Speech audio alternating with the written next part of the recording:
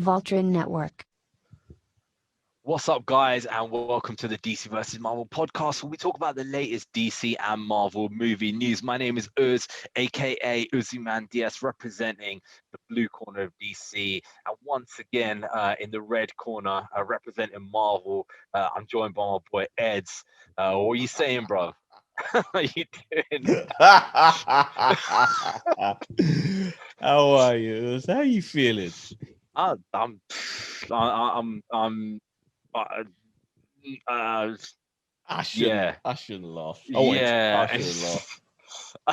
I just kind of yeah, I mean there's a conspiracy theory I'm going to go into in a little Oh, bit another one of these. as to what's going on, right? And it's one of the funniest conspiracy theories that I've ever heard, because it's so like ludicrous, but I just absolutely love it, basically. So yeah, um it's not been a good week, I would say, for DC. um we could say day, but I guess some people kind of seen. Depends on who you are. Like, yes, guys. Obviously, we're gonna get into the whole Wonder Woman '84 thing, but it's a very divisive film. Some people do love it. It's only divisive if you have an IQ of below 80, and Oh, you and uh, can't say and that and about that's women. Come on, anything you that's can't. no, no, no. I'm Women telling love you, it, man. no, they don't love it. They don't like. There is a certain group of women who love it, and I will tell you exactly who that group of women are when we go into the review there. Because I had this epiphany last night when I turned on Netflix that this is the group of people that they're going for, right? And I was also reading some like forums and stuff like that where people were coming up with some hilarious kind of conspiracy theories and stuff, which is quite funny. So um, it's divisive, but I'm telling you, it's only divisive because of the fact that people have to protect their own team, right? Okay, so it's like, you had the first Wonder Woman, and it's kind of produced by Zack. It's got like a an aesthetic, a Zack Snyder aesthetic, but Patty Jenkins is director. It's co-written by Jeff Johns, Zack Snyder, and Patty Jenkins there together. So it's not her own kind of thing. And she kind of said there as well that Warner Brothers basically took away that final, the final kind of scene where she's fighting against Ares.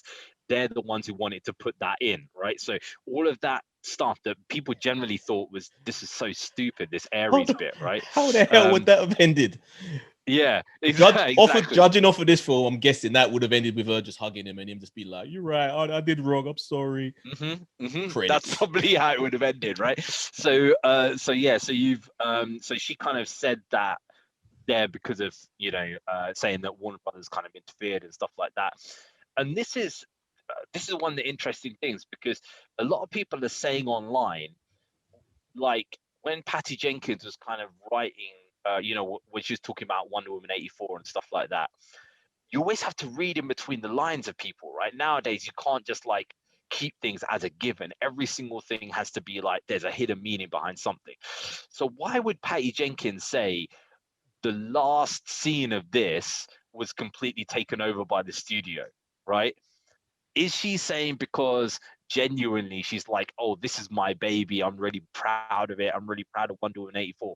Or is there something else behind it? And she's saying, maybe some of this might have been stolen by the studio as well, if you read a little bit deeper about it, because she's kind of defected to Lucasfilm, right? So I she was talking. Huh? go on, keep going. You go. She was talking about, oh, Wonder Woman 3 is mapped out and stuff like that, but she knows how to end the story and stuff, but she's not sure about when that's going to come, or whether there's any plans for it in the short or long term or whatever. So that is the kind of theory. Is it a true thing that, oh, this is her baby and she's happy with it, or is it the fact that somebody behind the scenes has been messing around with parts of this film? I don't see how there's interference in this, because if it was the case, we know how studios think. If it was interference, then we would have had Amazonians arriving on the shores of Washington, D.C. and fight. Like, it would have been a battle. It would have been action, would have been added into this. It wouldn't have ended with a speech. and tears and hugs and what we got. Yeah, so she seemed to be fighting for it to be, because she was one of those that was against it going to HBO Max. She wanted it to be a cinema release, so obviously she was proud of it enough that she wanted it to be on the best screen, to be presented to the world in the best possible way. So nah, this is all her. This is all her. But okay, in the first one, people asked her like, "Have you done any? Are there any like scenes on the cutting room floor, or any of the kind of like deleted scenes that are coming on the Blu-rays and stuff?" And she said, "There's no deleted scenes in this because every single scene that we filmed is in the film, right?" And people are like, "Okay, that's a bit strange," but obviously she had it kind of mapped out and was saying like, "This is what I want in every single scene to make it in the film." Now, when you watch this, does that not also seem exactly the same? That every single scene that they filmed has ended up everything. in this film. So, guys, just a quick warning here. There's going to be spoilers in this. If you haven't seen it already, go see it. Well, actually, please don't see it. Right? You have to go see it, guys. You have to be in on the conversation. You can see it. Come back. If you're a superhero fan, you have to. You owe it to yourself to be part of this. You have to have an opinion. If you're a superhero fan, is this a superhero film? I've been asking myself this. If you're a DC fan or a fan, what defines a superhero film? I don't think I can't. It is. Well, this is the thing, right? You know what? This is the problem. This is one of the things why I try to cut myself off social media, because the problem is I end up having like conversations with people and it just annoys the hell out of me. I've seen comments on the DC cinematic on Reddit and stuff, like literally just fawning over this film. Some people saying this is the most comic book accurate portrayal of a character that I've seen in the DCEU, and it's like, are you completely insane, right? I basically wrote under there, tell me exactly which comic book this storyline has come from, right? Because I want to know exactly where this mindset comes from, where it's like, okay, fine, comic books are colorful. They've got color in them, right? That does not mean because there's a film that is colorful, apparently it is suddenly comic book accurate. This is we'll go into stuff a bit more deeply, but this is one of the things that really annoys me about this film, is the absolute destruction of the character of Wonder Woman. You really feel that was a destruction of the character? Yeah, and I'll tell you why. Because Wonder Woman is an absolute badass character, right? She is a badass character, right? She's a badass warrior. Okay, straight from the start, when they said, "Oh, she's not going to have a sword anymore," I was kind of like, okay, this is a little bit worrying now, because what they're going to do is they're going to sanitize this character. Yeah. Right? Now, this character, okay, she basically, they've said this is obviously this is more of a mess now than the X-Men universe, right? But basically, they've said canonically that this is part of the canon, right? So okay, fine. She's now saying when it suits them. 1 minute it's part of the canon, next minute this is a completely separate thing. I'm not being tied to the universe. It's whatever it fits, whatever conversation they're having. Yeah, so basically, kind of loosely from the canon, it's like she's left society. She hasn't come back for 100 years or whatever she said, as she was saying to Bruce Wayne and stuff. Yeah. And then she was saying to when Superman said to her, "Oh, this is a being from my world, it's alien," and she's like, "Oh yeah, I've fought alien beings there before." It's like, when? You're going and fighting people in a mall, in a mall. Oh no, ridiculous. Let's try. Before we get into this, and there's a lot of things we can dig. Let's try and mention the positives first. Let's try and mention the things we liked about. Okay. I'd say so Pedro Pascal. You have to say that he had a good performance, regardless of whether you like the motivation of it. His performance. Very good. I mean, he carried the film, pretty much on his shoulders, right? Max Lord 84 should be what this was called. Yeah, he pretty much carried the film, just completely over the top, 80s bad guy. Reminded me a lot of that Kevin Spacey Superman Returns, when he just got stupidly ridiculous plan that Yeah. it's just like so over the top and bizarre that it just like, so he pretty much carried the film. The first kind of scene I liked, I thought, okay, yeah, that was interesting. The Themyscira one. Yeah, and it's interesting because in that you basically got this thing where you've got this young Diana. Basically, she finds this kind of way to get ahead of everybody else because she kind of finds this alternative route, basically, right? Yeah. So she goes and she gets ahead of everyone else, and then she kind of gets stopped by what's the character's name? Artemis. I can't remember. Is it Artemis or Yeah. is it the other one? It's Robin Wright Penn. I can't remember who she's playing. She's not playing the Queen. She's playing the other one. Yes. But Antiope or something. Antiope, yeah, Antiope. So yeah, so she grabs her and she's like, okay, you basically you can't do this because you can't win by cheating, right? Yeah. And then you're thinking, okay, this is the theme of the film. This is, you can't win by cheating. It's hard work, all that kind of stuff. I mean, where does that show itself anywhere else in this film? But that original bit was quite interesting because I thought, okay, fine, this is a young kid who's going to learn a lesson. But at the same time, it's kind of like these trials are ridiculous because she's so far ahead of everybody else at that young age. She doesn't even need to do these things. Right? Sorry, I have to mention it, but your audio is just like dipping down and then up and then down. It's like, is there a bad connection on your mic or something? It might be, but actually, it's probably because Is it okay now? Yeah, right now you're in a good spot. You know why? Because I'm just getting so animated in my hands. I keep hitting the wire. Oh, jeez, come on. All right, so so basically, she's so far ahead of everybody else that it's like, why does she even need to really go through these trials? But I kind of understand as a cinematic point of view, it was quite good. I enjoyed that bit. That was interesting. Yeah. After that, I'd say the only thing that kind of I thought was interesting was the scene in the Egyptian scene where they'll kind of like, I thought that was an interesting way that they were doing stuff. Everything else, I was kind of just like, no, I was just, I just found boring. I just found I've seen this before, or I'm just really not interested in 90% of what is going on here. And once I kind of stopped watching this, right, I was like, okay, you know what?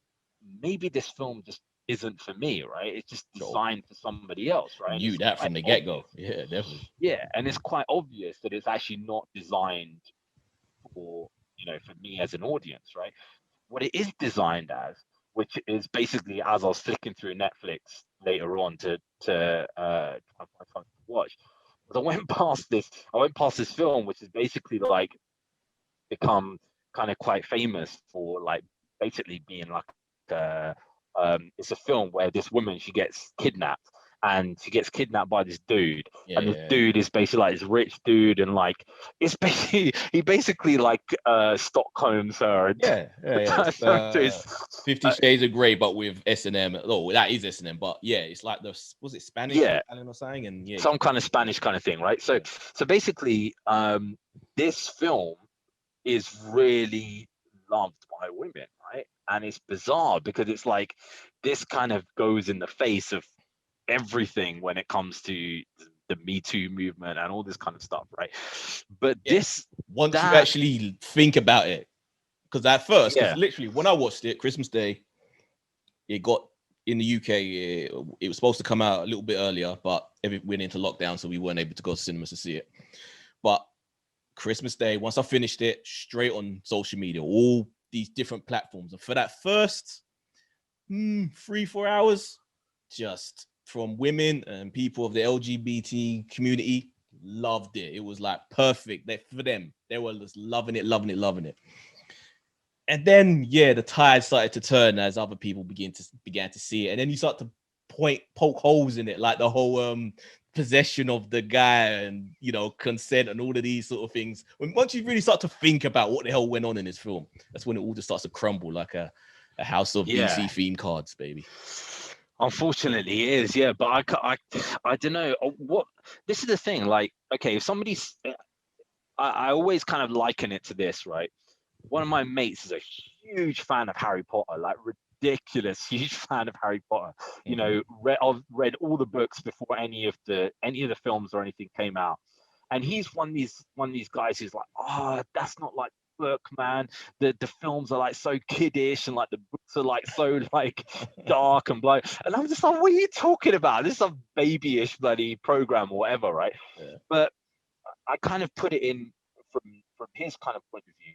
If basically you had like a remake of Harry Potter, say the films didn't exist, right? And there was like Harry Potter was some 40-year-old alien from a different planet, and basically he was learning some scientific art, right? And it was called in a place called Hogwarts Academy, and he had his two mates who had exactly the same names, but they looked absolutely nothing like each other. The scene that they were in was absolutely nothing like the same, and every single event that occurred was absolutely nothing like the books, but they called it the name of the book, right?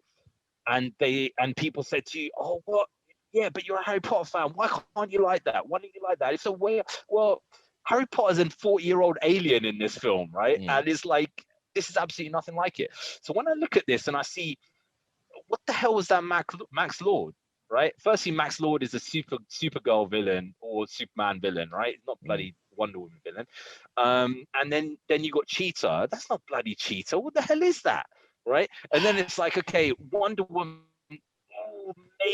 Maybe then I could kind of, okay, if today they made Batman, right, and he was walking around in just like a pink thong, basically, with a bat mask on, and he was basically he was on a surfboard, right, and he's like, you know, he's going around and he's running around like David Hasselhoff in bloody in Baywatch and stuff, and that was his whole thing, right? And people are like, what? But it's called the Batman. Why do you like it? It's like, this is nothing like anything that I know, right? And I've got to say exactly the same thing about this. I don't recognize Cheetah. I don't recognize Max Lord.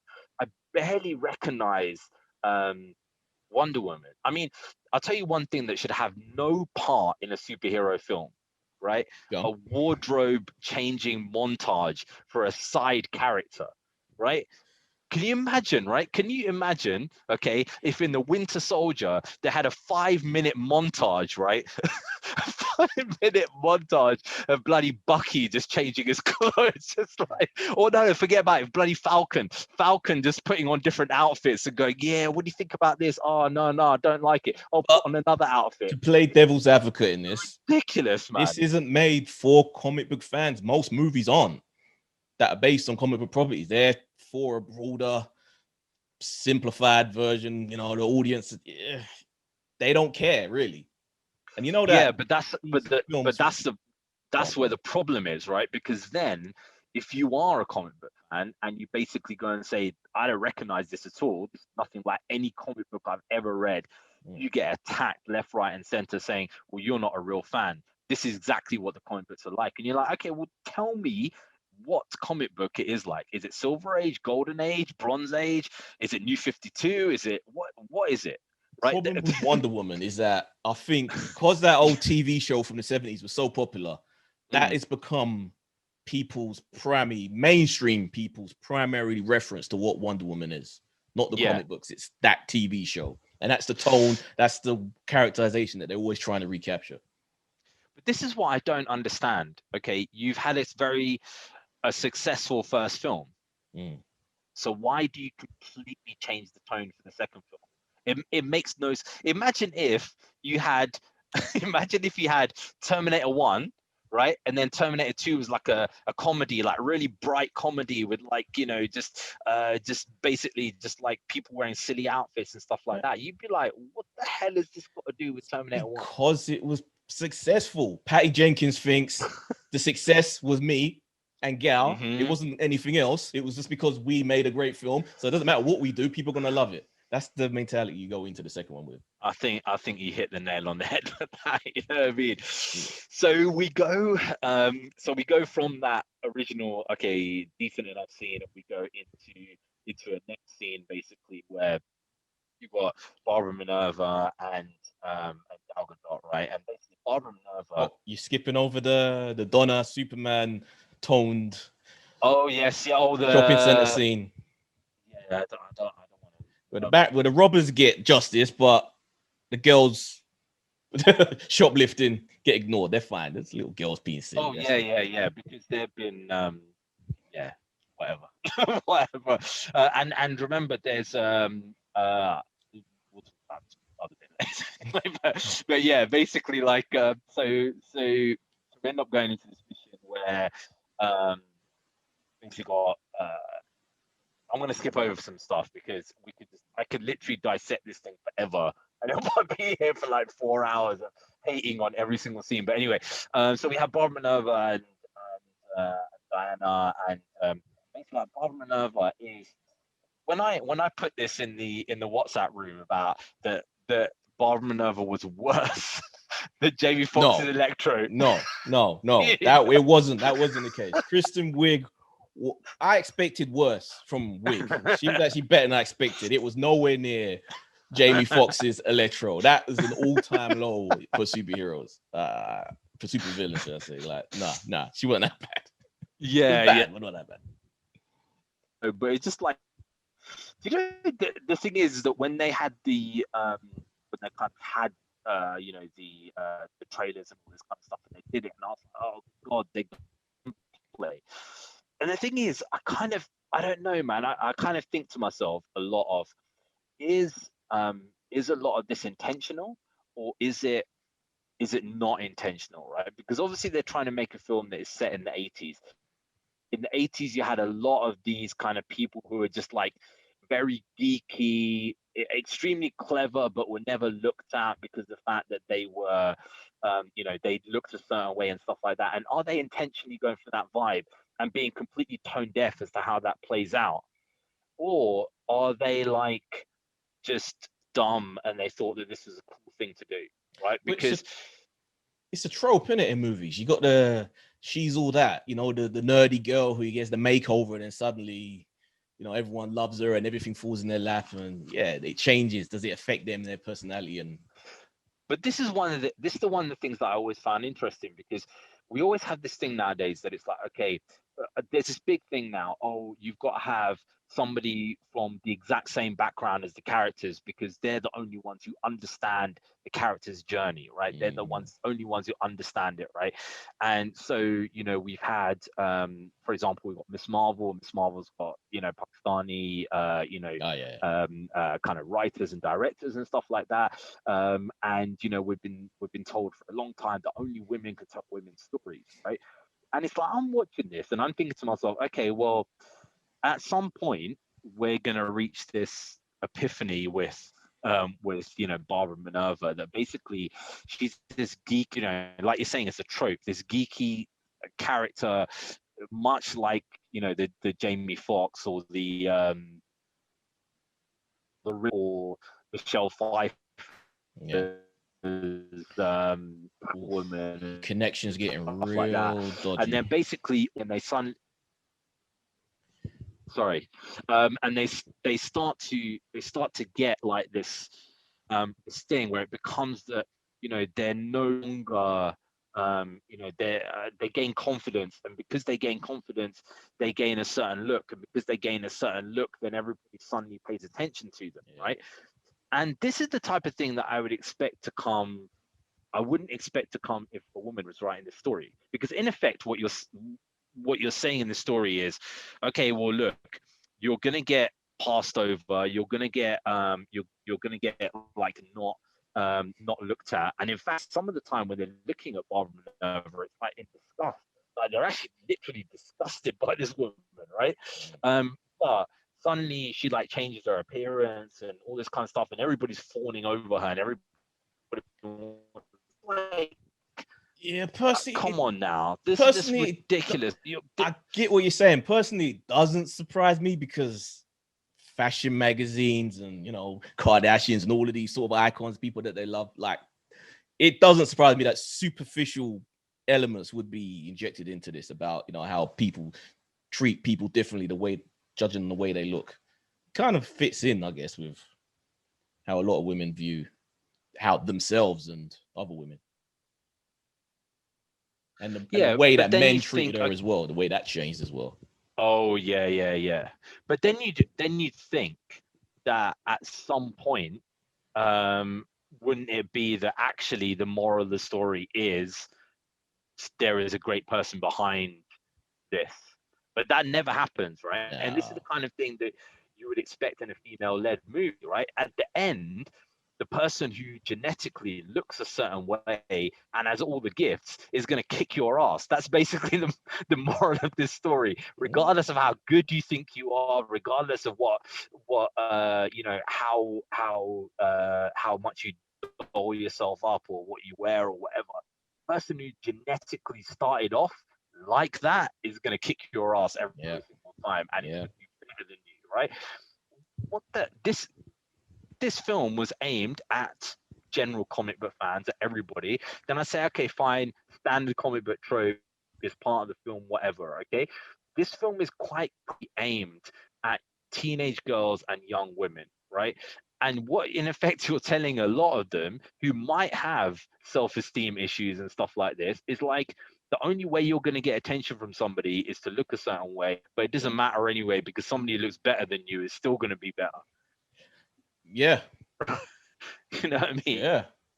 I just find it like, how could I show to my daughter and then make her understand that this is like, you know, I don't know. I don't get it. I don't get the message. Definitely right at that point. I think that's a problem that generally is an issue nowadays. You know, just look at the glow up hashtag on any social media and you'll see a whole bunch of the ugly girl who got a nose job and liposuction and butt shots and all of these things, and suddenly 2 million followers on whatever platform. Like that's the lesson we're teaching our kids nowadays, man. That is true. There's there's quite a funny thing. Like there's a Muslim imam who does a lot kind of talks on YouTube and stuff like that, right? And he basically answers a lot of modern questions that people like go and send into him. And this one question was this, yeah. This guy goes, I got married to this lady like a couple of weeks ago or whatever, right? And basically every time I'd see of makeup, she looked fantastic. I saw all of her I saw all of her like photos and stuff like that, and she's amazing. And you know, at the wedding, she looked fantastic or whatever. And he goes, he goes, after the wedding night, when I woke up the next morning, what saw me horrified me. Right, and this is so funny because you've got this like Muslim imam, and he's like reading this out. He's like, what I saw the next day absolutely horrified me. Is there a way that I can annul this marriage with deception or whatever? Wow. And the thing is this, man, at the end of the day, I guess that probably is deceptive, right? If you go and it's like putting a mask on every time you meet somebody. But you got to be dumb or really live in isolation if you don't understand how makeup works and the effects that it has on you know what though? Sometimes it's a bit crazy, man. If you see some of the way that some of these people are doing it and stuff like that, and it's like they can draw in their own cheekbones. Bloody transformation. You know what I mean? It's just absolutely mental, man. So, so once we get past that initial kind of like section and stuff like that, and they, there's this weird thing about basically they find this stone, right? And this wishing stone basically can grant any kind of wish, right? And it's been in the Smithsonian Museum for God knows how long, right? And for some reason, nobody knows anything about it apart from Pedro Pascal's character, who knows a shitload about. They really just skipped over how he would find out about any of this, how no one knew this thing existed. Experts, this is their field, and no one knew what this was. And it's been in all these different cultures, but no one knew what it was. Yeah, but he knew about it, basically. He and believed it. And believed it. How much mystical shit is out there? No one actually believes it actually does what it does, but he did.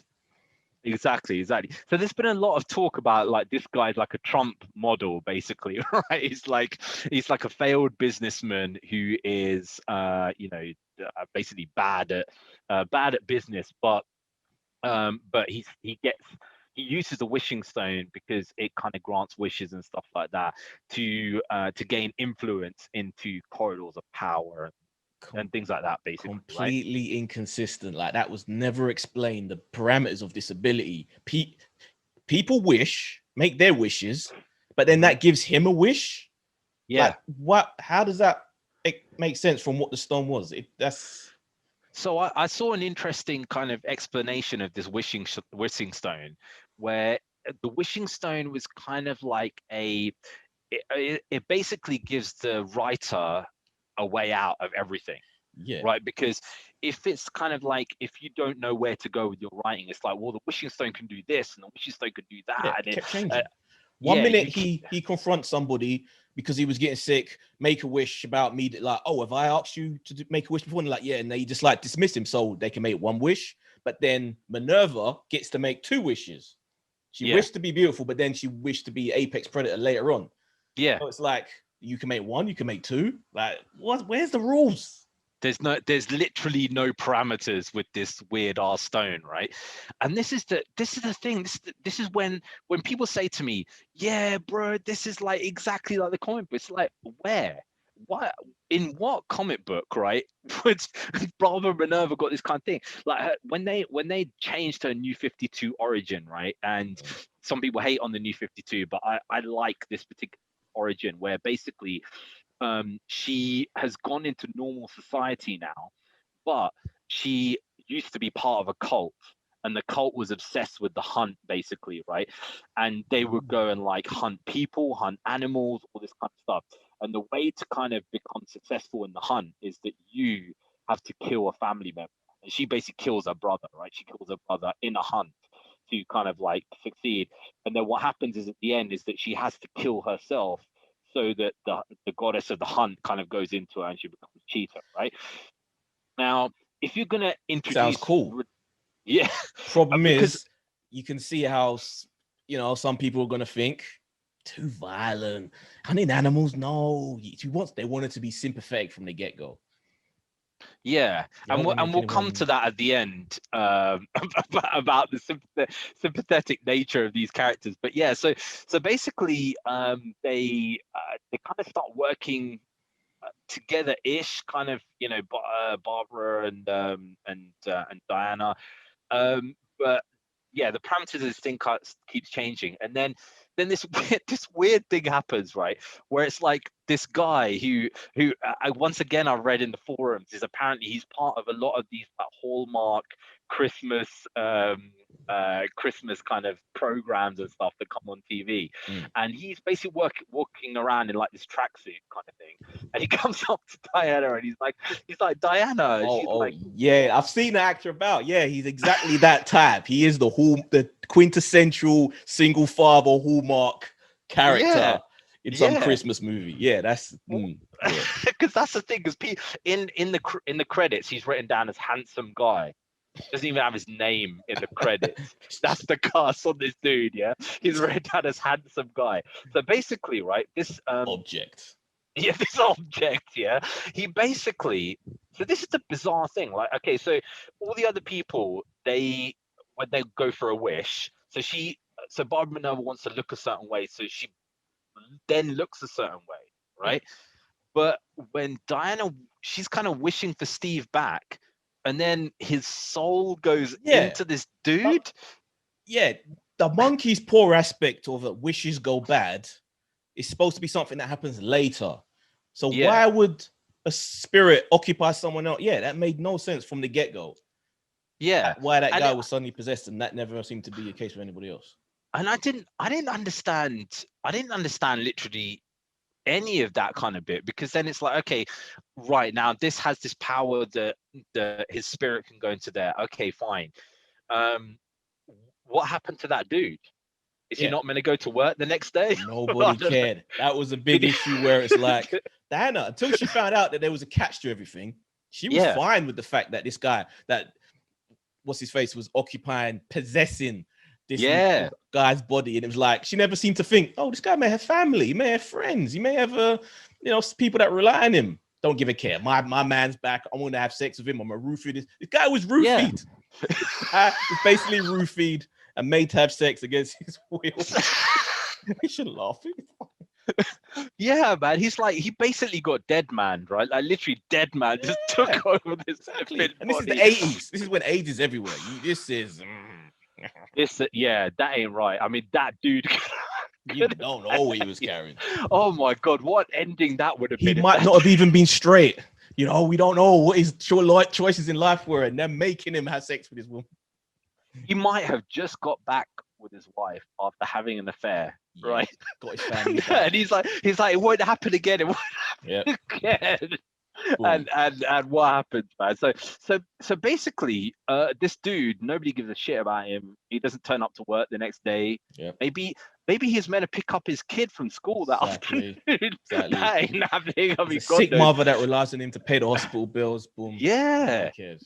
Exactly. That he does Meals on Wheels, and this person just sitting in their house, just waiting right for this meal for days on days on days, man. The other thing that because I'm not going to watch it again, but you can explain this bit to me, right?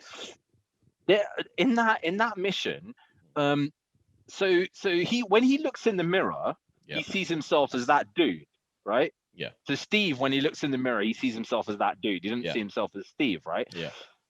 What does Diana see? She sees the guy who's being roofied. Yeah. She sees that guy. Yeah. So that's the thing. That's what I'm sure it was that, right? And I was like, so basically, she knows that dude is that's what I'm saying. She just didn't care. He's got no morals whatsoever. It's like, this dude, who is this dude? You know what I mean? Who is this dude? Can you imagine if Superman did that? Holy shit! I was going nuts. I was talking to someone about the same thing. If it was the other way around, if it was Captain America and what's her face, Peggy Carter, come back in the body of her grandniece Sharon, or some other random girl, and frigging Captain America's having sex with her and doing all the people were being outraged. Like, it's how can they rape this woman? Like, wow. This is the reason why, when I said like a bit earlier that the type of people that this is aimed at that 50 Shades of Grey people, right? Because they think this is romantic. They're like, oh, this is a very romantic, like this, like Ghost. I will say it's named it's tailored towards the Hallmark, because this could be a Hallmark story. Just that plot point itself, the dead lover comes back in the body of someone else. That could be a whole Hallmark movie in itself. Yeah, that's there. You're right. Yeah, you're right. You're right. But this is, I don't know, man. The thing about this, right, is. Okay, I'm a fan of superhero movies, right? And sometimes you got to watch these kind of things, and it's like you got to just turn your brain off a little bit in some bits and say, okay, I'm just going to accept this for what it is, right? For example, in Captain America: Civil War, where it's like, okay, they're all just going to fight each other in this airport. Perfectly acceptable. I don't see why you would have an objection with that. But go on. Well, you would, because why the hell would that happen? When and the military just say nothing, like the German military, like, yeah, go ahead, just fight in our airspace. We don't give a shit. Just go ahead. Superheroes. You have sense to superhero. Well are you serious? Superheroes, they would just tactical nuke that area and it's done. You know what I mean? Just send some tanks and just barrage it. There's absolutely nothing they could do about it. What the hell are they gonna do? Got Doctor Strange there. We just magic the whole lot away. Doctor Strange wasn't in the. Oh no, it weren't. Okay, Scarlet Witch then. Boom. Scarlet Witch, yeah. Solved. By the time she sees 20,000 tomahawks coming, it'll be like. But anyway, so you kind of got to accept certain things occurring. But with this, it's kind of wanting me to accept issue after issue after issue, and just accept the fact that every single thing is a given, right? So, for example, how does a World War I pilot know how to fly a jet? I was thinking that. one, I was thinking, how the hell is this? How do they even know this thing's fueled up? But that's a nitpick, that this thing could fly from wherever in America all the way to Egypt. That's not a short trip. That's a long ass trip. That's a long ass trip. Yeah. For a little plane. Because, well, that's the thing, because you know when they fly like B-2 bombers and stuff like that, they actually go and they fly them from the US over to what's the bloody air base called? Thetford. They fly them over to Thetford, which is in Ipswich area, and then they go and fly over to the Middle East, because we often see them kind of coming over our house when they do these missions. Yeah. So basically, but besides that, somehow he knows from what? How long's it been? 50 years, 40 years, something. Yeah. That advancements. Okay, fine, whatever. I'll go along with that. But suddenly, Diana magically knows how to make things invincible. Just when it was convenient to do so. So this is the other thing, like, for some reason, okay, so the lasso of truth in the first one, you've kind of given it a parameter, okay?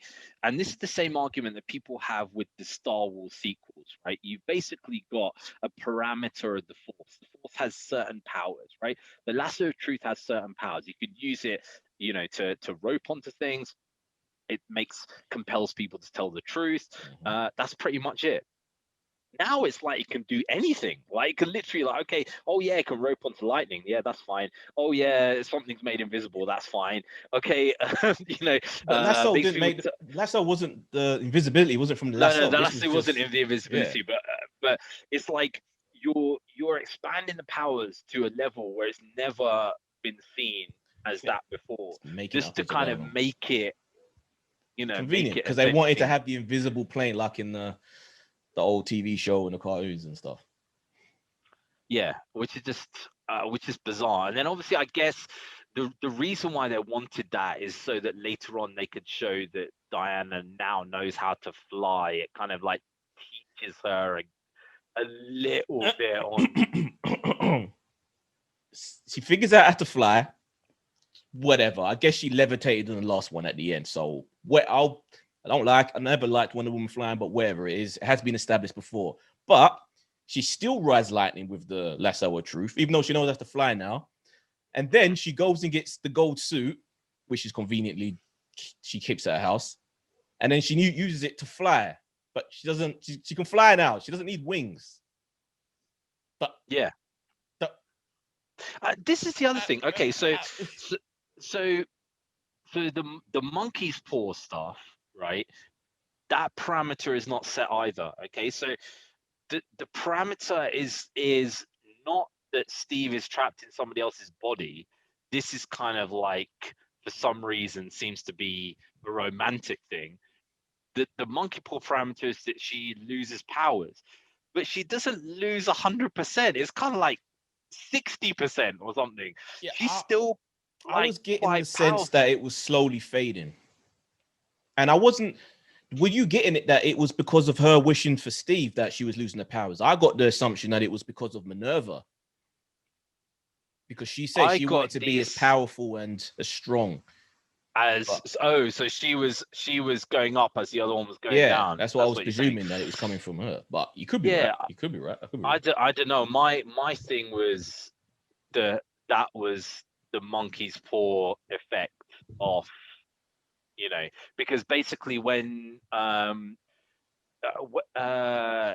she starts getting affected by getting shot and stuff like that, basically by bullets and things, right? I thought that was before she asked to be an apex predator, and that was when she asked. Apex for the second one, but her first wish was to be like Diana, strong, sexy, powerful. Okay. Yeah. So I don't know. I mean, my thought was that basically the monkey's paw effect of that was that she's losing her powers. I don't know. It's not clear enough, I guess. Yeah. But I'm not going to watch it again to confirm either way. So it's not gonna happen, man. Let me ask. I have to ask another criticism that's starting to build online, which wasn't really much that anyone mentioned on Thursday, but now that people have thought about it, the possible racist way that some people are feeling like the Middle East stuff is bad taste.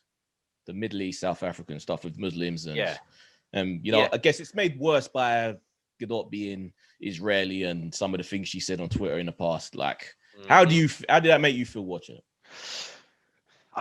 By that point I didn't care. I was kind of like half on my phone. I was playing I was playing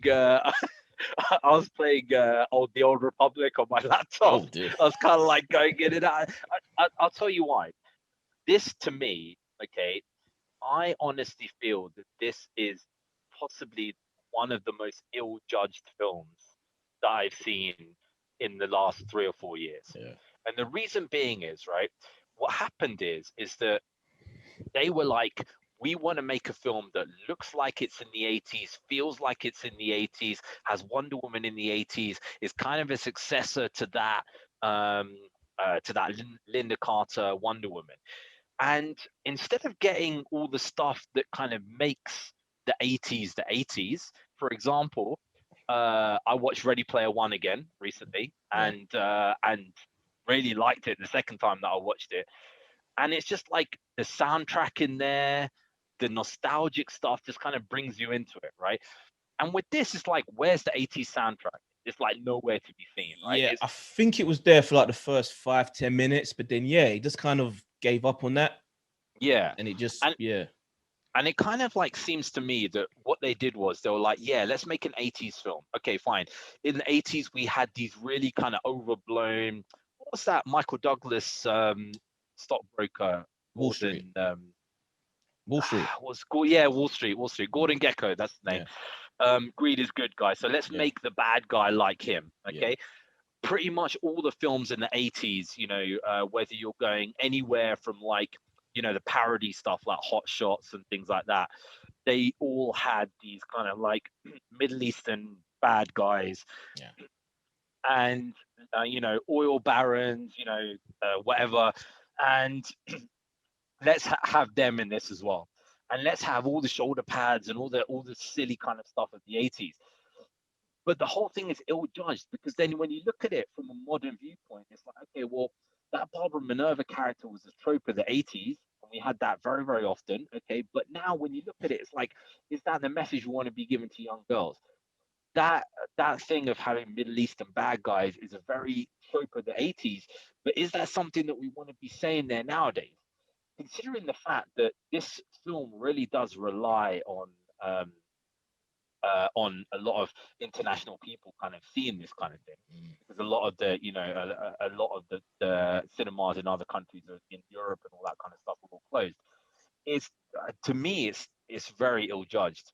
And one of the things that my mate put on, because he's one of the fans on our DC versus Marvel podcast page, he wrote on there, right, and I couldn't even do a reply to this. Like, did Wonder Woman save a bunch of boys playing football on a beach from a missile, right? And I'm like, okay. Yeah, this is just a little bit I don't necessarily think that they consciously chose to be distasteful. I just think that they just weren't thinking. That's exactly, I agree with you 100%. What I think is that it's just ill-judged. They've kind of looked at it and thought, yeah, this is cool. This is from the 80s. People look at it and think it's very 80s, but it's actually like, it's a bit distasteful now, mate. You know what I mean? Why I truly reckon they set this in the 80s, because they wouldn't have to deal with any other superhero stuff, any other characters. It was like completely separate from the rest of the world. So people won't be saying, why isn't this or that character popping up? It just frees them up. So I reckon that's why Patty wanted to do that, because she didn't want to be tied to anything else. That's true. So let's go into like the final act kind of thing, right? And this is where this whole thing becomes even more weird. Okay. Can I ask one question? Yeah. What deal is with Max's kid? Like this robot child who has no mother, apparently, because he just turns up once a week. There's never a mention of the mother. Even when the kid's lost and he's like desperate, he doesn't call for his mom. He only wants his dad. So what was he doing when he's not with his? Do you know what somebody wrote on our page on the DC podcast page? They were like, the mom from Tenet is the mom of this kid. Yes, perfect. Because Perfect. basically she's that as involved in that kid's life as it is. I didn't buy any of the chemistry between Matt Wood and this kid. I didn't buy any of No. that stuff. But The like, kid looked oh, scared of him every time he grabbed yeah, this the kid. kid looked scared of him, and then suddenly he's like, "Oh yeah, all I wanted was my kid." Load of rubbish, mate. Absolute rubbish. I didn't buy any of that stuff. I bought that about as much as I bought that the mum from Tenet wanting her entire thing being had to have that kid back when there's zero chemistry between them. Yeah, just bizarre. But anyway, the kind of the thing, the other thing about it was that the ending, okay, when they make these endings, okay, it's kind of like, okay, do we go out with a bang? How do we go out here, Mm. basically, right? And obviously there's a lot of crazy stuff that is going on here right now. Okay, so there's this nuclear weapon just getting fired left, right, and center because of everybody's wishes and stuff, Yeah. right? And there is, people must be doing crazy wishes, man. Honestly, like, Huh. literally all over the place, right? And then obviously, like, we've got. Should we just Again, skip a little bit before that? Let's skip a little. again, inconsistent with the powers that I guess people don't have to touch him now because they Mhm. came out with some rays that touch people. Like how Yeah, that works still doesn't some really. kind of ray that comes out of the TV, like Yeah. in Willy Wonka, the So Chocolate you Factory. basically saying this technology that America have developed just bathes the world in radiation that they're getting touched by these laser beams and they're not aware of it. Yeah. So so basically, this is, so let me skip a little bit before that. So the the when we've got this weird mission that basically like Bar Minerva turns into Cheetah, right? Yeah. And when I saw some of the pictures of Cheetah before some of the still shots, I'm like, okay, this isn't too I was bad. all right with it.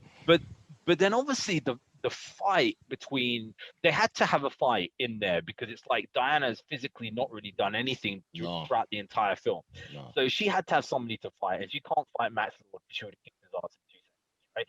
But so she's like, okay, well, I've got to fight Cheetah, and this is possibly one of the this is reminds this is like on a par with the Daredevil versus Elektra seesaw fight, right? That wasn't Right. even a fight. That was flirting. That was That was exactly just flirting. exactly. This is like as ridiculously bad, right? The CGI was just appalling, like literally, it was appalling. Throughout the film, it was bad. And you can question with a critical eye that Cheetah wasn't the best CGI wise, but I was actually fine with it. I didn't really that out of all the things that were annoying me about this film, Cheetah wasn't one of them, except the fact that she appears for like I don't Mm. even know how many minutes she was on screen for this whole movie. We only get one bit, and then that's it. Power's gone. Is that it? Cheetah done? Gone?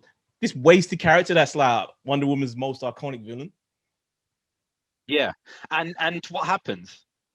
Did she get any comeuppance for that or No, anything, or just go no. back to your own life? See you Yeah, later. go back Done. to being a nerd. Whatever. So then she goes on obviously to confront Matt's Lord, and all this crazy stuff is happening, and the standard military leaders who are sitting in in their military bunkers, like Yeah. with these little dots of the nuclear weapons going off, and it's just hilarious. Basically, just all going all over the place. And then it's kind of like Diana basically persuades the world, and I don't know how. What? Why does that matter? Look, somehow, yeah, the lasso now has the ability once it's wrapped around his leg Yeah, to be like a transmitter. That whatever she says, everybody around the world hear. Like that was a weird yeah, inconsistency. yeah. So now everybody in the world basically hears what she's saying, and she's like, um, she's like, like through the power of speech, right? She's basically trying to get everybody to recant their wish, Yeah, right? And but just every wish can't be bad. Every wish isn't. I want to be wet. Like some have to be cure my mother of cancer, or bring back my dead child, or what? Like, and you expect these people to? yeah. And we know it doesn't matter because Minerva didn't recant a wish. and she still went back to being a normal person. No. So it was only really Max Lord choosing to undo everything that mattered. So what was the point? Yeah, I mean, just imagine you're just about to be thrown out of your apartment, right? And it's like, I want 100 grand so I can pay my rent or whatever for like 5 years or some Homeless crap, people. right? And it's like, then Wonder Woman's like, yeah, recant your wish. It's like, no. Yeah. But we've seen that it didn't matter. But we saw that it didn't matter. No one needs to do it. So it's like, what's the point? The boy, he didn't recant his wish. It's just absolutely mental. And then we see this. Don't forget, Max Lord's son wanted, I want my dad back. You know, just. Oh, we got a crazy delay all of a sudden. I don't know why. God. It wasn't a delay. I was just shocked for words, basically.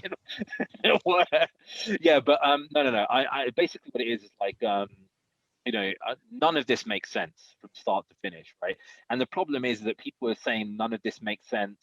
The whole film is like, it's not great. There's so many decisions that have been made that are just like bizarre decisions throughout the entire thing. Things that could have been made better. Things that this is a thing. Now, DC fans are gonna hate on me for this because whatever, but I'm gonna say it. If Kevin Feige was in charge of this, okay, then what would have happened is we would have had scenes, if we're going to link it to other stuff, of different universes of people wishing for different things, right? In the 80s, you could have had a young Bruce Wayne wishing for his parents back. Yeah. He would have been like, I've got to recant this wish now. Yeah. I've got to just, whatever, I can't have this, whatever, this kind of thing, right? You would have had Aquaman wishing for stuff. You would have, all this kind. You could have linked these little things together, and it would have been much nicer. It wouldn't have saved a horrendous film, but it would have just been like, that would have been the thing that everybody would have talked about. Everybody would have been talking about. We spoke about this, how they're not trying to link anything anymore. They're just giving up on the idea of it's too hard. Yeah, this is the bizarre thing about it, because then you basically have so you have this kind of did you see you remember the funny thing about when they showed Wonder Woman? I don't know if they did this on purpose, but people say they did this on purpose just to cast shade on Titans, where Wonder Woman's near the electricity. It doesn't affect her at all. It's like Wonder Girl just got annihilated, basically. But yeah, Wonder Woman just not affected at all. But anyway, so they all of that mission. There's no way that you can link this to anything, right? Because unlike what they were trying to do something like a Superman 2, where he loses powers and he gets his powers back, and he realizes that actually to have his powers back is what he was born to do and is meant to do, and all this kind of stuff, right? The thing is that they're also trying to make that with Superman 1, when he kind of like rotates around the Earth and just basically just like spins back time and stuff like that, right? Now, the problem with this is that there's no spinning back of time. So can you imagine, right? You're in the US right now, and you see all these Russian nukes coming across, right? And they explode in air. Okay, yeah, that's fine. We'll all make mates now. This is the 80s. This is the height of the Cold War, right? There's going to be a massive thermonuclear war the next flipping day, right? Because they're going to be like, the Americans launched nukes at us. They launched nukes. They did this. They did that. All this kind of mad stuff that is going on. There'll be this mad rush to try and find a new stone, all this kind of stuff. And it'll be like, okay, well, now we're going to, Patty Jenkins is saying this is consistent with BVS and Justice League in the future. How can it be? Because wouldn't Bruce Wayne be like, yeah, remember that mad shit that happened in 1984? Where there were just all these nukes? The absolute, not just forget the nukes. Every city, everywhere was just pure chaos. Yeah, exactly, No one remembers that. exactly, And exactly. God, imagine what Gotham was like at this point. Gotham City Yeah. would still be just reduced Can to you ash. imagine? Yeah, imagine what the Scarecrow would have went. But yeah, the Scarecrow listens to Wonder Woman and is like, yes, I'm gonna recant my wish right Yeah. now. You know what I mean? Ra's al Ghul is like listening to. Let's think about people around and about the. Ra's al Ghul is like, yeah, forget it. Yeah, I'm listening to this woman because she knows it. You know what I mean? So yeah, just overall bizarre. I don't know. I didn't like it. No. I I feel didn't like again it. to try and find silver linings. I feel that Gal Gadot is improving as an actress. Even though this wasn't a great script, I feel that she is actually getting better. She was complete wood for me back in the day, especially in BVS. She's actually emoting now. Mm-hmm. I believe her when she cries, or at Yeah. least over Trevor. So Yeah, I one mean, good line. definitely getting better, but it's like if you got a garbage tier of a storyline like that, I mean, what can you do? You know what I mean? It honestly shocks me that somebody read this as like, yeah, give her the money, give her the money. Yeah, this is gonna be one hell of a film, right? Because and this is where the conspiracy theory comes in, which which is what we've been talking about. So, so the conspiracy theory is that there are two Jeff Johns, right? So there are two Jeff Johns that exist in the world right now, right? There must be because there cannot be a Jeff Johns who's created the Sinestro Cold War, the Blackest Night, the Brightest Day series, and also a Jeff Johns who's written the Green Lantern film and this Wonder Woman 84 co-written. They cannot exist as the same person. They must be separate entities, and there must be two Jeff Johns. If you That go is, back and read Blackest Night, was the dialogue actually that great? The overall concept was cool, yeah, but was the individual conversations and all of that, you know, no. probably not. No comic book is like that, to be honest. I haven't, apart from stuff like Watchmen and things like that, which are written Yeah, by actual writers. proper writers, Yeah, right? When you read any comic book, sometimes there's a bit where it will just skip and you'll just have to assume that some shit happened or whatever. And it'll be like, what the hell happened there? But you're so used to it reading comic book, you kind of accept it there anyway. And a lot of comic books are like that. All pretty much all the stuff that Jeff Johns has written is like that. However, the entire concept and storyline of Blackest Night, Brightest Day, Sinestro Cold War are completely solid. They are rock solid.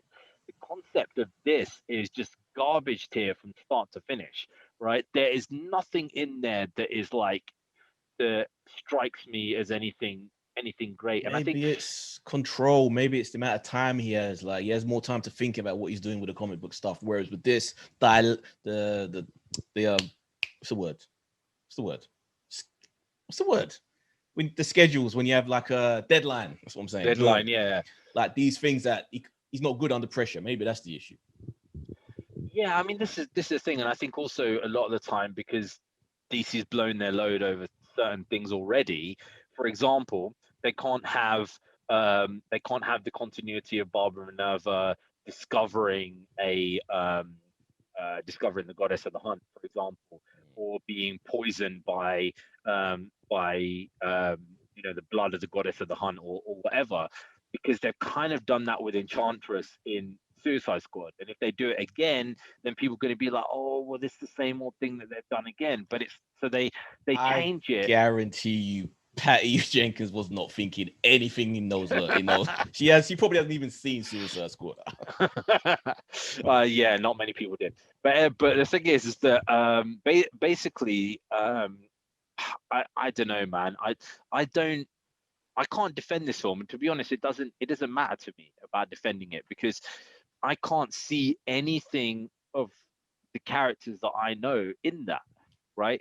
I mean, I'm not a collector of Wonder Woman comic books, but I do have some of them behind me, and I can kind of, I can say that none of them would have this stupid ass storyline in it. None of them would have this this storyline. You know, the storylines that are in there, okay, they are bright, they are fun, they are colorful, this stuff like that. But you know, she's fighting people like Cersei and bloody, you know, Yeah. and people like that. Gods Not and like, demons and yeah, not yeah, just like cool ass stuff. You know what I mean? And it's like there is a very easy way to say why she hasn't been around for 100 years, and it's because of the fact that she's been going off fighting, you know, these demons and these yeah, in other and these realms. otherworldly kind of figures and Yeah. stuff like that in these places that we don't know about. That's why she rejected the world of man. She disappeared into the world of the legendary Greek mythology, and Mm. then she's come back again. That's what it is. That's all you Simple. need to do. It makes sense. But what? But it just frustrates me, man. Honestly, like literally in a alternate Warner Brothers universe. executive is thinking, yeah, but that's not relatable. People can't identify with that. We want her in the real world, worrying about her dresses and her boyfriend and the love life and capitalism and all that shit. Yeah, yeah. So what's your what's your score for this film, man? Out of 5 Lassos, I'm gonna give it a 2. 2 2. out of 5. It's I'm gonna say 1. I'm gonna say 1. I I'm didn't not even love joking. I didn't love Captain Marvel. I didn't hate it, but I didn't love it either, mainly because Brie was just flat. But Yeah, this makes that film better. That's I crazy. would watch Captain Marvel 1,000 times over watching this film again, and I didn't like Captain Marvel at all. But at least with Captain Marvel, it has a consistent storyline. It makes sense, right? You can argue about Brie Larson and Monica Rambeau and all this kind of stuff, whatever. But the storyline makes sense. There's a consistent narrative all the way through. There's a consistent tone all the way through there as well, and the tone is consistent with the universe that it comes from. Right? You've got to remember that this Wonder Woman comes from the first one, and the tone is so different. It's unbelievably different. Like Mhm. I can't understand why you would make the tone so different. It's basically like you know, can't they just tell the directors that, look, you fine, we're going to give you carte blanche to do what you want, but you must keep the tone the same, because otherwise it's going to make the film look ridiculous in the middle of everything And else. they've had what they already have making these films time because it was delayed so long. When the movie Yeah, was finished and completed, they had time to look at it, to watch it, to get other people to watch it, give their opinions. But I guess no one saw the issues. All these months that it's been delayed for. I guess if you're surrounded by yes men all the time telling you how great you are, Yeah, then this is what happens. I'm worried. Because I'm worried for Patty Jenkins' Star Wars movie. I was excited before when it was announced. Now I'm fucking worried. I am the same, because I'm thinking, is there a reason why Kathleen Kennedy has chosen her for this role? Because she's gonna make it in the same kind of way that it's kind of like it's kind of like with James Gunn. Like I think James Gunn is a good director, and I like his films if he's kept on a bit of a leash, right? When he's let on his own thing, I think I don't like his stuff as much. So you have Guardians of the Galaxy 1 where he's kind of kept on a leash, and then Guardians of the Galaxy 2 when he's just allowed to do whatever the hell he wants. And Guardians of the Galaxy 2 had some stuff in it which is just like, geez, are you honestly serious that you're actually putting this kind of stuff in? You know, like the scene with baby little Groot, and he's just going backwards and forwards, getting, you know, taking stuff from the prison, and that scene where they're like jumping through space and the faces are all going crazy, and that scene goes Oh on for yeah, like 40 barely seconds. remember that. Forgot It's about just that. like it's just like you know, when these directors are sometimes allowed to do whatever the hell they want, they really go off on one. And I think if they keep her on a you know, on a tight leash kind of thing, and say, look, this is the way that we want the film to go, it's going to work. But I don't think they are. They won't. They won't do that. They Yeah, didn't do it that, with the Star Wars films. They're not gonna do it with this one. and this brings us on to our next bit. So and the reason why I wanted to do it this way around is because I wanted to have some happiness And in but the there cast, is right? consistency, man. The consistency with Wonder Woman is that Pedro Pascal basically carries both projects. This chameleon of an actor. Dude, you got to show him love, man. You He got to is. show him love, but I feel so sorry for him, man, having to play the the most dumbest character in. Oh my! When I think how good this guy is as an actor, right, and I kind of think, shit, man, what could this guy have played within this universe to have, to have been like totally awesome. And he could have, there's so many characters that he could have played, man. And going the problem is he's a bit too small to be playing a Deathstroke kind of character, but he's got that kind of personality that he could be playing multiple roles. But they put him in something that just is is just ridiculous, man. Just doesn't even resemble absolutely anything, So yeah, the Mando geezer is running things, man. But yeah, in a way I kind of feel sorry as well for Dave Filoni and John Favreau, because it's like these guys are like, yeah, look, we're doing it, guys. Look, this is follow this, and it's like, nah, forget it. We're not following that. We're doing our own. We're doing our own shit. You know what I mean, So what did you think of the season finale for Mandalorian season 2? oh man, I so loved it. I enjoyed I this more than the last couple of films. That's crazy. yeah, That's yeah, crazy. man. So I saw this twice. I saw this once. I saw it by myself the first time, Mm. and the second time I saw it with the kids. Right, and it's always interesting seeing with the kids, because you kind of see like what's their reaction to stuff. And Yeah. they hadn't seen the episode before, so we watched the episode before and this one both together, right? Yeah. And the reaction was just crazy, man. My son was just sitting there like this, What do they think of like Dark Troopers? wide-eyed. My daughter's like, they're gonna get killed, they're gonna get killed, they're gonna get killed, right? And then my son, who's like a gory little bugger, is like, yeah, they're gonna punch their faces in, and their blood's gonna be all over the floor like Uh-oh. that. I'm like, Uh-oh. okay, mate, whatever. So yeah, I mean, basically, so we kind of turn on for the first one, and then obviously it starts off, and you kind of um, see the fact that Grogu is on this ship or whatever, and the whole point of this entire episode is for them to go and get Grogu back, basically, after the fact that they've found the location off the frigate, by kind of getting Bill Burr Yeah. out of his prison, like the time before. So yeah, so now they can go and they can find out where this guy is, Moff Gideon, um, El Polo Loco Loco. Giza, There you go. There you got basically, it right. I was about to correct you. right? Oh, did it. Yeah, so the whole setup was interesting, because there were so many things that you're thinking, okay, this is the end of season finale, there's going to be some big thing that's going to happen here, how are they going to play it out, stuff like that. So what were your thoughts on the first?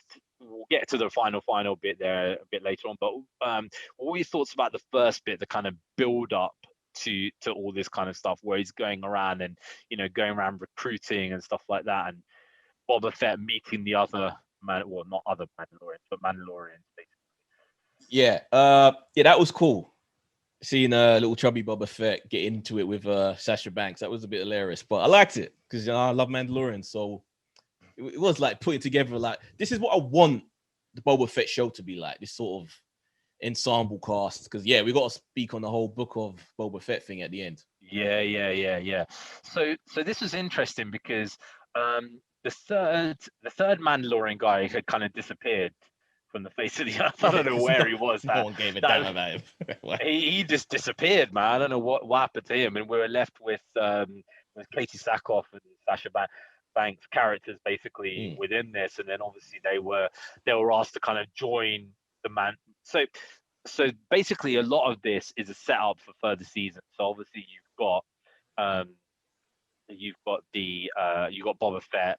I can't remember what the other character's name. I can't remember what her name was. Yeah, the actress The one from who's Agents of Shield. Yeah, I forget her name. yeah, you've got you've you've got the two Mandalorians there as well. You got the Republican, army character as well there, and they're all kind of joining up together there to go on the ship. And obviously, this does set up the Marshals of the New Republic and Boba Fett as the two next ones basically, as the next two series that are coming out. So they all end up going up on their ship, and they're set up in, was it? It was 2 episodes ago. The Dark Troopers, right? Yeah. Who are basically like cyborgs. Well, actually, they're not even Well, cyborgs. no, they're just They're robots. complete Yeah. robots. So that shows Yeah. that whatever that organic stuff was that they were cloning weren't to do with them. So it has to be dudes from the films. Bad guy. Snoke, yeah, it has to be has Snoke. to be. So they're kind of like because Moff Gideon says everything that I needed from Grogu I've got already, so I don't need anything else, right? So the Dark Troopers are basically literally like kind of sentient robots kind of thing, and they were designed in a way to just go and destroy anything based on the will of the person that is controlling them. So they managed to get onto the ship. And one of the things that I liked about this, right, is I've really started playing the Old Republic again, and obviously I play as a Jedi character basically, but you're always working with different characters. So you have like a bounty hunter that you work with, a soldier that you work with, stuff like that. Each of them have different kind of skills and they're different guns and stuff like that. And I loved the way in this where it was like basically they had the marshal, she had like a military gun which is like rapid fire. You had the two Mandalorians who were basically like aerial fighters pretty much, and then you had the other character who's more like using a rifle as like a sniper rifle and stuff like that. And then you had Mandalorian, who's like a ground and pound fighter, basically. The bullet magnet, because of his best guy, he's just there to get shot. yeah.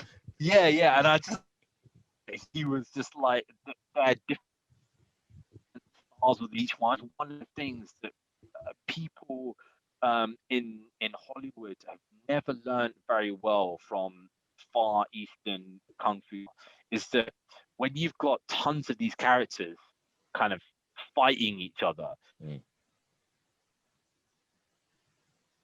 Oh, we've cut out.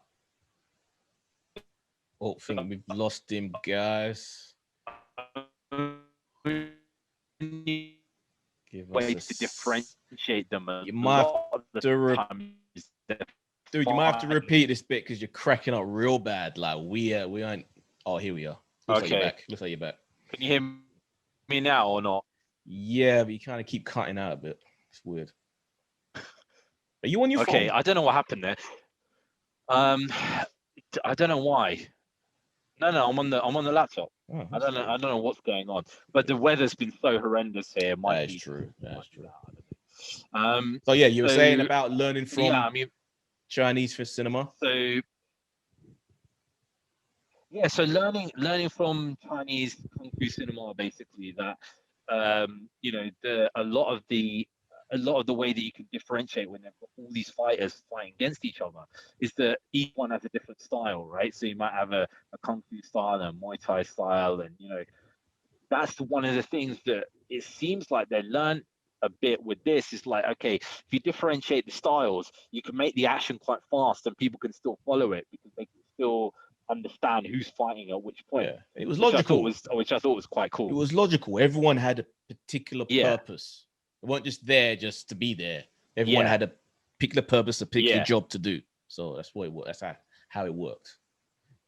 Loved it. Yeah, and I like the fact that the soldier basically had this like rapid fire kind of rifle, this rapid fire gun, basically like a minigun, and kind of thing. And basically, you don't really see the female characters in action films carrying guns like that. The female characters are usually carrying like sniper rifles or like a small but very accurate gun or whatever, and she's carrying like the big Well, it works because a lot of action films like Anna and Atomic Blonde, the actresses they cast are twigs, so it doesn't look right. It isn't believable. But what's the face? Gina Carano, she's believable. You can see she's strong. She can carry that. So it works. Yeah. There was a whole scene where it was just the women kicking ass, and no one was complaining about that. Everyone loved it because it made sense, and it was awesome. Yeah, because each one of them had the ability to do different things, basically, which is cool. I like the fact that it seems like they're trying to ask the character. I think the actress name is Mercedes. I can't. Sasha Banks, Mercedes. Sasha Banks, you said, yeah. So with her, she's from wrestling or whatever, and they're kind of there was sometimes when they're asking her to do like certain moves, like when she was fighting against Boba Fett and stuff like that, and you could tell that's somebody who does wrestling, who's kind of doing those kind of things. So it kind of like, without making it blatant that this person is a wrestler at the same time as well, it's like we're kind of hinting that, oh look, this person does wrestling at the same time, which is cool. So we end up having this kind of battle between firstly Mando and the Dark Troopers, which holy crap.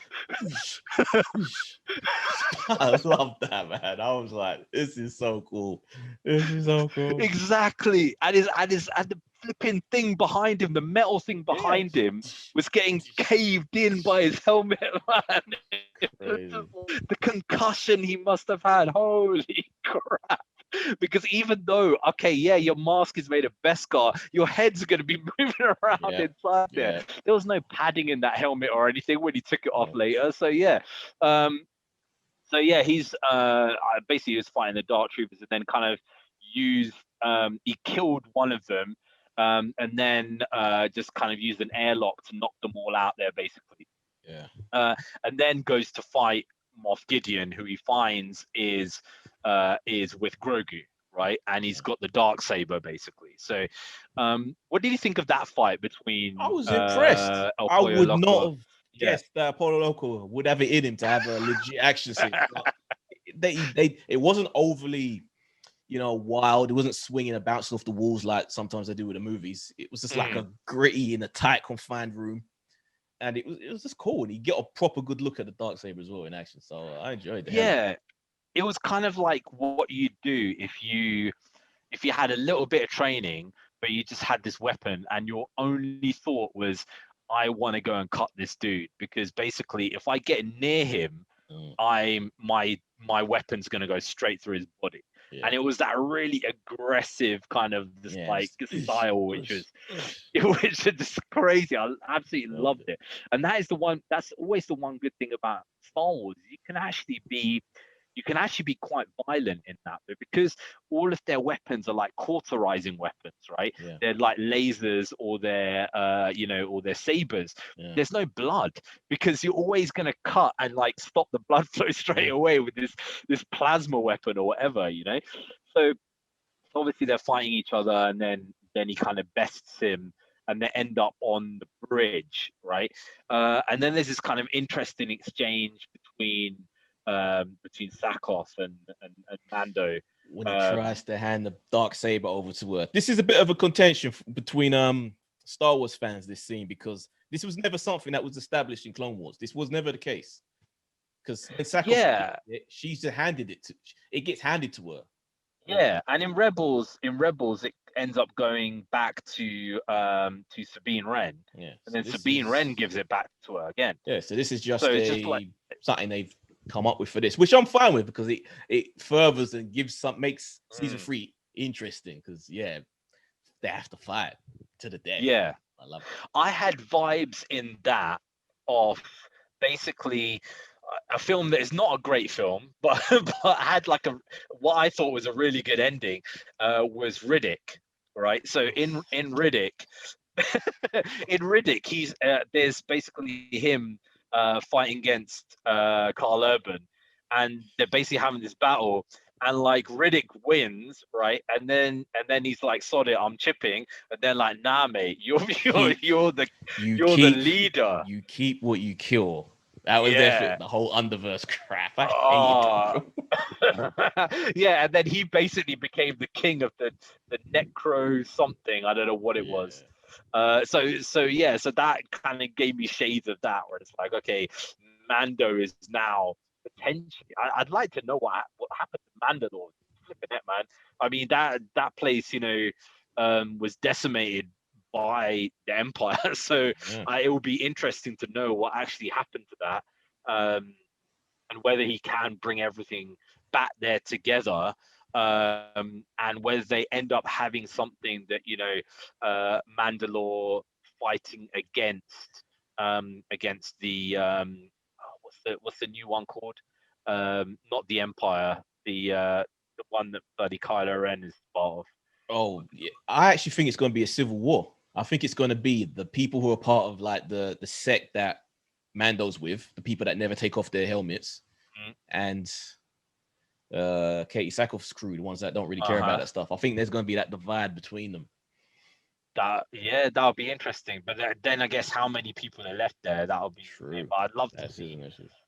I mean, every time I watch this, it astonishes me how realistic and just beautiful it just looks. Yeah. It's just like, my kids are watching this, and when they were going to like one of the planets, they were like, "That's Earth," and I was like, "Nah, that's a drawing. Like somebody's drawn that." Yeah. You know what I mean? Like this is how good this thing bloody looks. You know what I mean? So, dude, I dug out my projector and I was watching it on my wall, and it was just friggin' amazing. Amazing.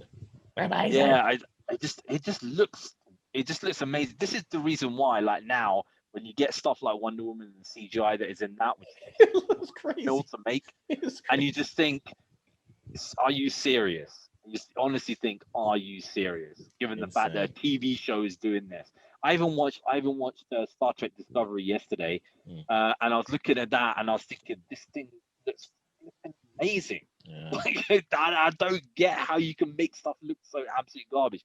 But anyway, so we end up getting there. They're all on the bridge, and then suddenly they see the fact that the dark troopers are re-entering. I Right? love that. I love that they didn't just flush them out and then that was it. It was so cool that, of course, they would have self-propulsion systems on them that they could fly back. That was awesome. Yeah, because the thing is that it's really good that they carried on that thing from the 2 episodes ago. When 2 episodes ago they had their own propulsion, they were flying Grogu up to the thingy, and obviously they don't need oxygen or anything. They're bloody robots, right? So yeah, that was awesome. They flew back in, and then it's only a matter of time until the Dark Troopers are going to get in there and just lay waste to absolutely everybody. And El Pollo Loco thinks that he's bloody won at that point, right? and he's gonna get all the mess that he wants after that stage, and then but then they see this X-wing coming in, right? And when I saw that X-wing coming in, I was like, I had a smile on my face, right, going from here to here, and I was like, are they gonna do this? Are they honestly do this? You honestly, the first time you saw that, your instant thought was Luke. Yeah, because no way would I think they were going to do Luke. The reason why I thought it was going to be Luke is because I'd been reading on the forums for like ages before that, right? About ways that this could go and different fan theories and stuff like that.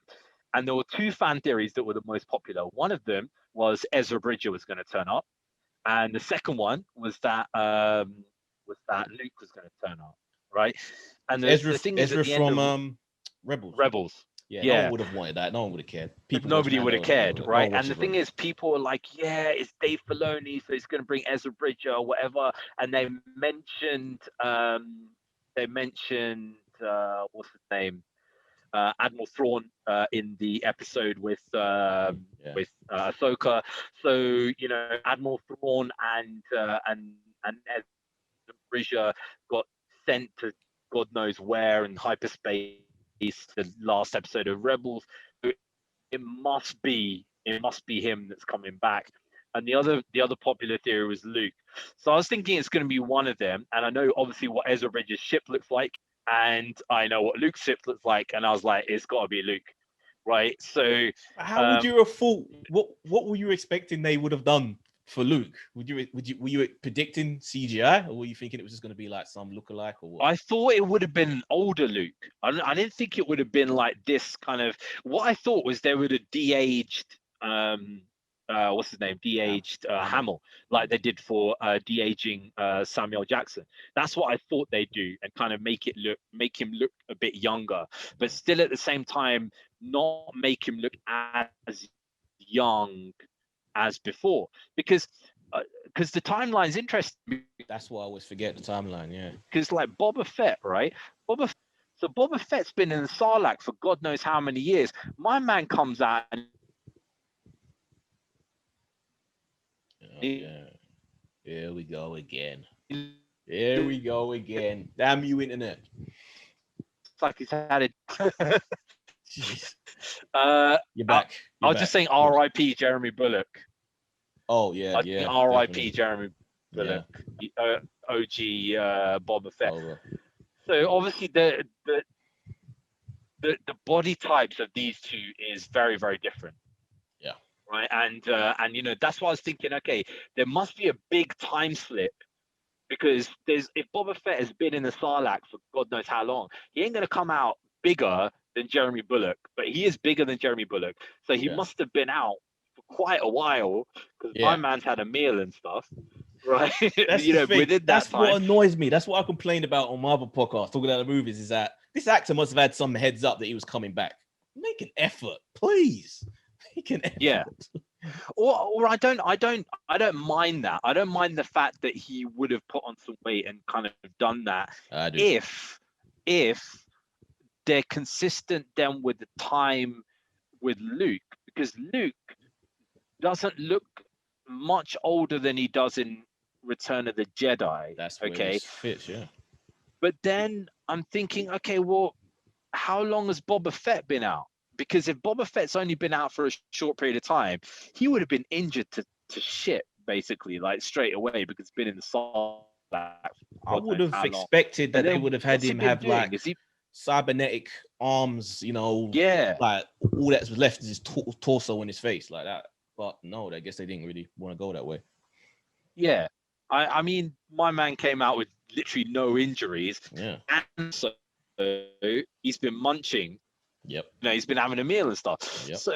So then I thought, okay, then Hamill, and that would be the best way to do it. Make him kind of Ewan McGregor, Obi-Wan age.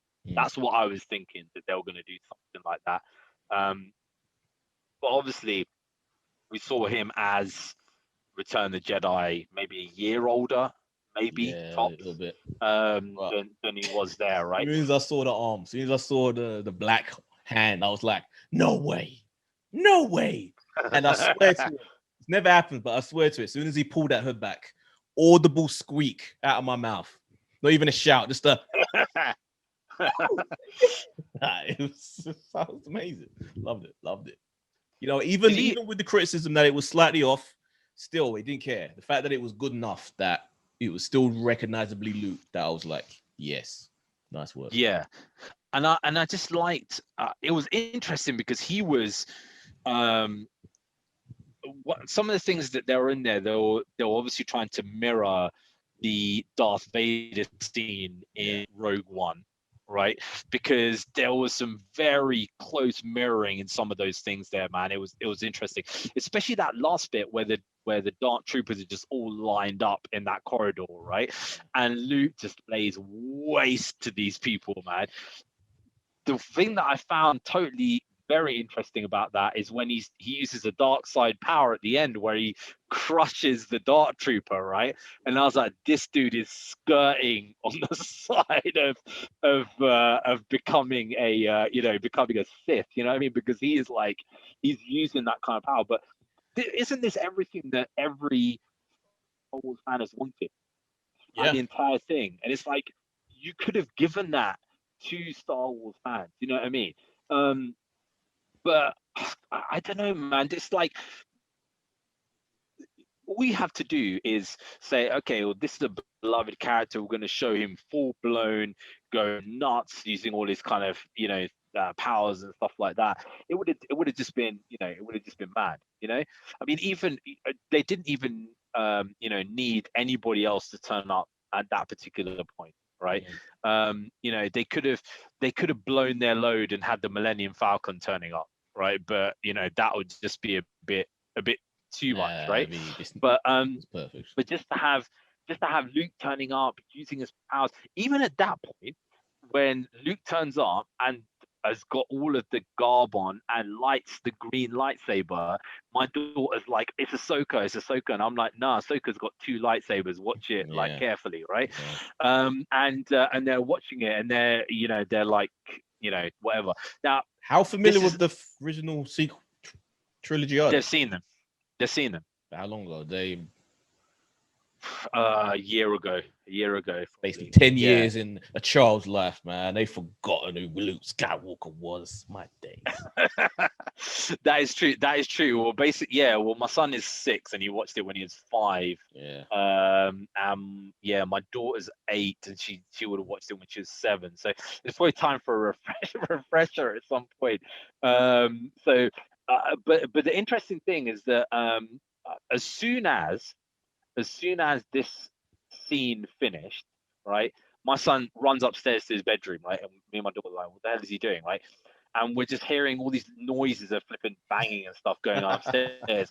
And I'm like, what the hell's going on upstairs? So I go upstairs and I'm like, what are you doing? And he's like, I'm trying to find my lightsaber, right? And it's like, Yeah. basically, he had a green lightsaber who he didn't really even, he had it since he was 3 years old. He had no idea who that was at the time, right? But he saw this and he runs straight upstairs to get a lightsaber, right? And he's basically going around the house like, there was the battery was dead in it, so I had to go find a battery to like put in it and stuff. But he's going around like trying to smack things with his lightsaber and stuff, and I'm like, doesn't that just show you the power of this kind of scene and what it can do to a young child, as opposed to the crap that you served us in the in Sequel this kind of thing? trilogy. Doesn't this make you hate The Last Jedi even more as a film? It just Or like hate. Like I'm not gonna say I hated any of them, but that doesn't mean I necessarily like them either. They were just meh. When they should have been a blazing fire, they were just a match fizzling out. When they should have been so much more. so after watching this, does this fill you with more hope for the future in terms of Star Wars, or are you still cautious about? Because of the amount of it, like I was saying about when all the Marvel stuff was unveiled, the amount of it has me a little concerned because everything can't be consistent. But this season was so much better than the first one. If they keep that arcing storyline where it's consistent from episode to episode, rather than fall into that adventure of the week format that the season 1 had, then I'm can't wait. But did you see the Kevin Feige interview that he gave like a week ago about streaming? No. So Kevin Feige, in his interview, he's basically like, he goes, streaming is 100% the future. He goes, we have found that this is the way that customers want to see their films, and you can't watch something like One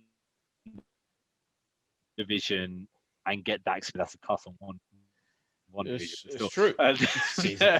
We didn't hear it because you cut out, so that's probably a good thing. I said some people would say that's a cuss on One Division, saying that it's not good enough for the cinema. It's not because it's not good enough. It's because there's just too much story, and he's right. It's just it's interesting. We could end up with a world where Marvel steps away from. It allows DC to have all the fun it wants in the cinemas, and they just deal with miniseries from this point on. I think do you know what? I think that's possibly going to be the way that it is, because right now, okay, you've obviously got that slate that is coming out for next year, and they've got a slate that's coming out to 2022 or whatever. But then after that, it's like, So what the hell could be happening at that point? You know, we're looking right now at like multiple new strains of coronavirus and stuff coming out. My mum's brother, he lives in Osaka, and he's like, yeah, they're locking down everything again. And he goes, we've Japan. been out of lockdown. Yeah, he goes, we've been out of lockdown for months, right? And he goes, they're locking down everything again, and because Wow. he's he's so that, yeah, he's gonna be locked in again, basically. Crazy. Um, Damn. That's damn sad. Yeah, when is this yeah, gonna so bloody end, that's the thing. man? Like, I guess it when makes sense, so huh? if you're talking about stuff like that, and it's yeah, I get, and the thing is, when you're saying about stuff like that, and it's just like this is just gonna go on and on and on and on. Yeah. If you're clever in the business, you just got to be saying, you know what, forget it. We'll put all our stuff on streaming. People will still watch it. We'll still get the buzz there from it. We won't get people in cinemas, but 100% of less profit is better than 40% of a bigger profit. You know what I mean? Yeah. Keeping everything in house, keeping this is the other thing. This is another way how Disney is ahead of Warner Brothers, because HBO Max is now saying that they're going to start introducing adverts from next year, even if you pay for HBO Max. What? That takes the piss. Yeah, That takes so the piss. you pay for HBO Max, you're still going to have adverts in between the show that you're watching to make it seem like it's on TV, right? Wow. It's like you're paying to get rid of those ads in the first place. Takes the piss. But that's the thing about Disney. They're just like, well, if you're paying for our service, you're not gonna get the adverts. And it just kind of makes me think like this is mad. I mean, obviously we haven't got much time to talk about this. We'll talk about this more in the next one. But Sony are saying, oh, we're making 9 properties, which are basically 2 films and 7 series based on our game franchises, right? Oh, So they're planning to make 7 series and 2 films in the next 2 years on their franchises. So that could be Uncharted, The Last of oh Us, yeah, we got that. um, Well, yeah, yeah, we know that's happening. Ghosts of Ghost of Ghosts Tsushima, of yeah, God of War. uh, Sonic again, I guess. I don't know if they. How much did they? They don't own Sega. Oh yeah, that's Sega, isn't it? Yeah, yeah, Sega. Yeah, sorry. Um, so yeah, I mean, they're obviously looking at That properties upon properties that to makes release. sense. That does make sense. You know, they gotta find their little franchises wherever they can. So that's the thing. This is where at that point it means that everybody's going to end up going to that. And I'm honestly, I'm not. Before we were talking about the cinemas, and we're kind of saying we're just going to have blockbusters coming out in the cinemas, right? Mm, I think now it's actually going to end up going the other way. I think the cinemas are going to be these kind of fringe films. yeah. Like you're going to have like these boutique cinemas with these kind of like small films that you never would usually see. They're going to be coming out in the cinemas, and the stuff, everything else is going to be coming out at home, right? Because I think it could start that way, but I think that we're gonna still have like day and date things that will muscle out those little small films because there were because when I was talking about when I went online after watching Wonder Woman, a surprising amount of people did go to the cinema in the States to see it. A lot of people just photos of them sitting in the cinema, sitting outside in front of the posters and all of that. So it seems like this was the one thing that made people make an effort. yeah, I mean, what an effort, right? Yeah. It's basically like you're going out to see a film like that with potentially like catching COVID. Mm. Yeah, Damn, this line's getting I don't bad. know, man. We're getting cut out bad, man. So we got to wrap this up because I don't know how long this there's line's not going a to great survive. deal.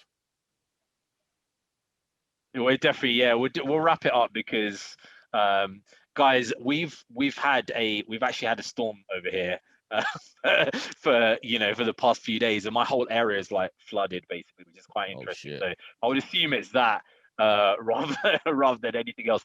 But anyways, guys, if you have anything to say on Wonder Woman or Mandalorian or Star Wars, DC, Marvel in general, you can email us on dcvsmarvelpod@gmail.com or go to the Facebook page, which is DCVS Marvel Podcast. An interesting conversation is going on right There you now on go. Wonder Woman. Do you Right agree there. with us? Do you disagree? Let us know. I want to hear it. I want to hear all of it, baby. Yeah, but yeah, exactly. There's nobody defending Wonder Woman so far, so I want to have somebody Wow. coming on there and defending it, and yeah, I'll read that out because there's mainly all negative comments that are coming there right now. So, guys, come on, do that kind of stuff there, and you can also catch Eds if you want to see about movies in general. Have you guys seen Midnight Sky I just watched that today.